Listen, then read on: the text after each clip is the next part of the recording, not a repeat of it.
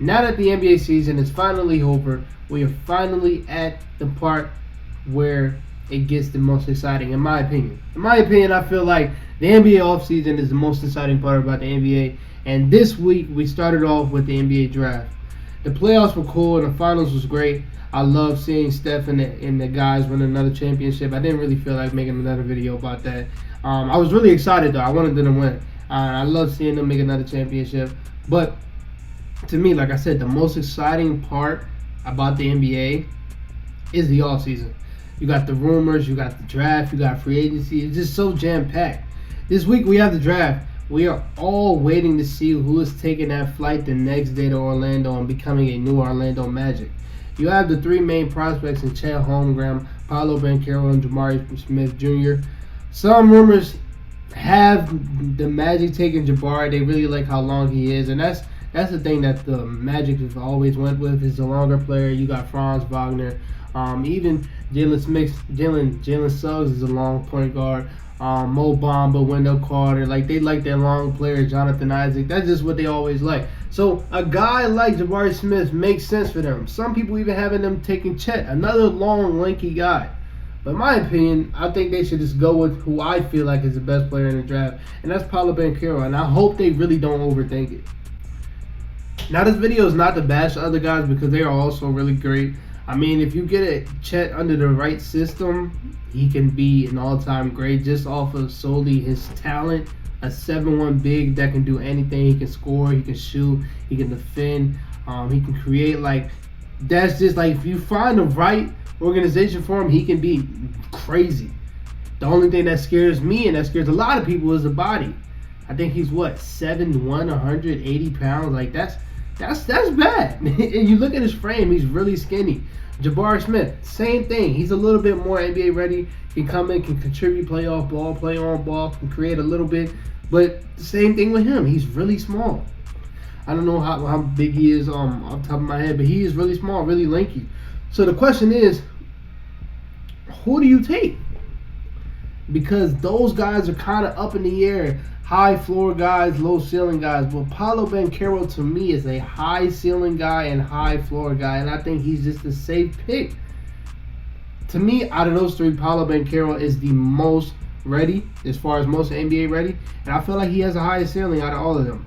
Like I said, if you look at the other two guys' frame, that stuff can really scare you. They're really skinny, really skinny, really small. Yeah, we got some outliers and guys that came in skinny that grew up to like be big, like Giannis. Even I feel like Luka to a certain extent. Luka was like, he wasn't fat like he was coming into this draft. I wouldn't say he's fat, but like he's gained some weight. We got outliers like them, but a lot of people don't come in to the league being super skinny and just grow out of that frame. But there are some people that learn how to use their frame to make it work still, like Kevin Durant, like Brandon Ingram. But these guys, they are really skinny and they scare me. But you look at a guy like Paolo Banchero, a good 6'10" forward who's 250, who could do damn near everything you ask him to do. That to me is the best player in the draft, just off of just saying that. This draft has a couple players where I look at their game and I don't see a weakness, and Paolo is at the top of that list. I would say Paolo Banchero, Jalen Williams, a little bit of Ochai Agbaji. Like those guys, they're not elite at everything, but there is also to a point where it's not a weakness. Like Paolo Banchero, he's not an elite shooter, but it's not a weakness because he can shoot.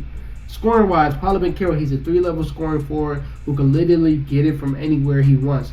Now, me saying he's an elite 3-level scorer, I'm not saying he's an amazing shooter. He shot 33% from the 3. But he's capable of shooting. He's actually a little bit below league average from shooting, and I expect that to go up throughout his career. But he is a good shooter for his size. And the form and everything is there, so it's not like he's just lacking none of that stuff. No, it's just about consistency, getting the shots up, and that's it. That's really all it is. And then, where I love seeing him at in the post and in the paint, he pretty much was damn near unstoppable on the college level. He can post you up, turn around, shoot over you. He can back you down because he's super strong. He can finish over you. His footwork is crazy. He got this spin move that he uses a lot. But the tendency for a lot of young guys is they got their signature move and they use it too much. He does not do that. He uses it at the right time, there every time, and it works almost every time. And the footwork for his size and how big he is. I didn't know he was 250. Is crazy. It's crazy, and he plays like a vet. Like I said, he knows what to do. If you find a way to stop him, if you cut him off on the baseline, he's going to spin off you. If you switch on, put a little guard on you, he's going to body you. If you put a big on you, he's going to come out, spread the floor out, tell everybody get around, move around, and just ice him because he's too quick for big guys. He's kind of hard to stop. You put a little guy on him, I don't know how you stop that, but you put a big guy on him like a center, he can drive around him. It's like damn near like what you do. Pick your poison with him. Now, while doing my research on Paolo, I figured out that he was grown up playing the guard position, and it makes sense because he's a really good ball handler for his size. He can play make to a certain extent. I wouldn't say he's like this elite playmaker coming out of college, but I say he's a really good passer for a forward. Him and Mark Williams kind of ran this pick and roll at Duke that was like really hard to stop because like what do you do? What do you do? Mark Williams, one of the best bigs in college. Like what do you do? He's a good pocket passer. He can make the cross-court pass to the guy in the corner. He's 6'10", so he's always going to keep his head up. He can see above the defense. That's just elite stuff that not a lot of people, especially in the NBA today, cannot do. And for me, in my opinion, he's a great playmaking big going into this draft. He can create his own shots because, like I said, he has like guard-like ball handling. He's a really good ball handler. He can get his buckets if he wanted to. And that's just stuff that's just like you can't teach. He grew up playing a point guard position, so all the stuff that he's doing, you see it, but you see it in the 6'10", 250 guy, and it's wild to watch. Now, I'm not going to sit here and act like he was the best defender in college, but I wouldn't say he was the worst, man. I think he has the potential to be a good defender in the NBA. I just think with a coach that can get him locked in. Like, for example, when you look at the way I'm describing him, he kind of reminds me of Jason Tatum coming out of college. And the one thing with Jason Tatum coming out of college is you have to get him engaged on defense. You get Ime Udoka to coach Jason Tatum down. Jason Tatum is a really good defender. If you get Paolo Banchero, a coach that's going to teach him defense, I think he could be a really good defender. This is why I wanted him to get drafted to the Pistons so bad, because Dwayne Casey has proven that he can turn guys into really good defenders. But, like I said, I think he has the capabilities to be a good defender. Just got to work on his conditioning and his IQ and stop gambling a lot. He has a footwork. He can guard some guards. He's really quick on his feet, and he's big enough to guard some bigs.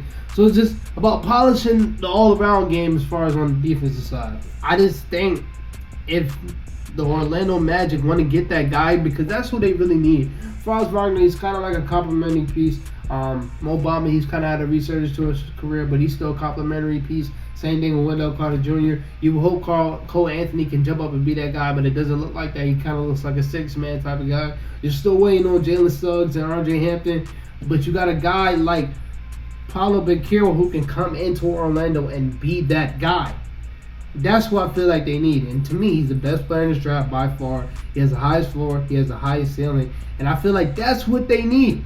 They need that guy on that team. And this is why I'm saying they should not overthink it. Don't go for the high potential in Chet and Jabbar, because even though they have high potential, someone will tell you Paolo has even higher potential. And right now, Paolo is better than both of those guys. So I would go for that if I were them. A comparison I have for Paolo, and I really love this comparison. I thought I was the first one to come up with it, but a lot of people have been saying this. So, hey, they probably watched my video a couple weeks ago, but he's very, he plays just like Blake Griffin in Detroit.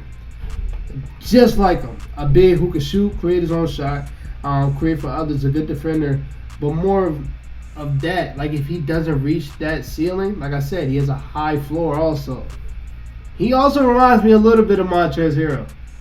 A guy that can go out there and get his boards.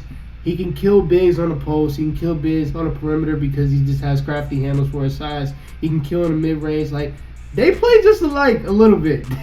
They play just alike, and that's a really good player in the NBA. That's a player that's making $15 million a year. That's what I'm saying. It's a high floor, high ceiling. Guys like Chet Holmgren, injury-wise, that can hurt you, and then it could be a time where he's out the league in a couple years. I'm not wishing that on him, but the frame scares me, man. The frame scares me. So if I was the Orlando Magic, I would make the safe pick, and to me, the best pick and getting Paolo Banchero.